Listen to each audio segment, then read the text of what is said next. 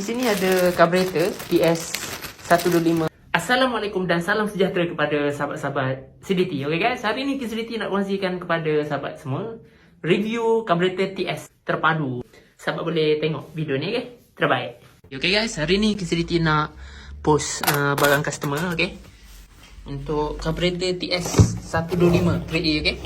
Jadi apabila sahabat nak order, WhatsApp 0189017832, okay? Okay guys, jadi di sini ada carburetor TS125 grade A, senang setting, okay? Jadi kita akan kongsikan kepada sahabat semua untuk mendapatkan pickup dan top speed yang padu. Untuk carburetor ni sesuai untuk 53, okay? Spek 53 ke spek 60, okay?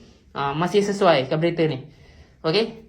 Kalau 60 ke atas tu KZDT showkan pakai power jet lah, okay? Carburetor power jet.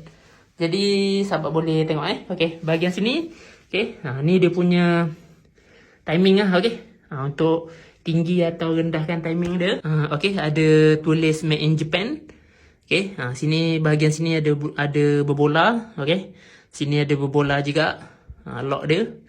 Okay, sini ada penutup dia, okay, screw. Okay, ni bahagian depan, okay, untuk carburetor TS125, okay. Ni lubang dia lah, lubang angin dia. Okay, di sini untuk skru angin, untuk eja angin kat sini, okay. Sini ada tulis Mikuni Corporation, okay. Ni untuk masuk dia punya piping minyak lah, okay. Yang ni adalah cok dia, okay, cok dia. Okay, kalau macam pagi macam susah nak hidup, boleh tekan cok ni. Tekan ni guna waktu dah guna dia, tutup balik, okay? Tutup balik macam tu, okay? Kalau sahabat tak tutup, minyak akan jadi lebih lah, akan jadi pop macam tu, okay?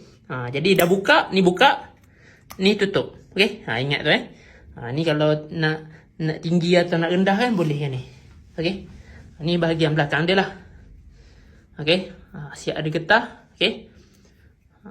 Jadi yang ni bahagian bawah. Kalau nak buang minyak lama ke apa, buka pakai skru double lapis ni, okay? Buka di situ. Jadi dia akan keluar ikut sini lah, okay? Lepas tu pakai piping, okay? Pakai piping getah, talakan ke bawah, ke atas jalan. Jangan biar macam ni. Kalau dia overflow, nanti dia keluar, kena kat head, takut terbakar motor, okay? Ingat tu.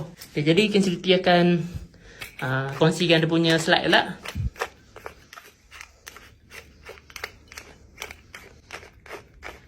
Okay, untuk penutup ni dia bagi getah sekali, okay?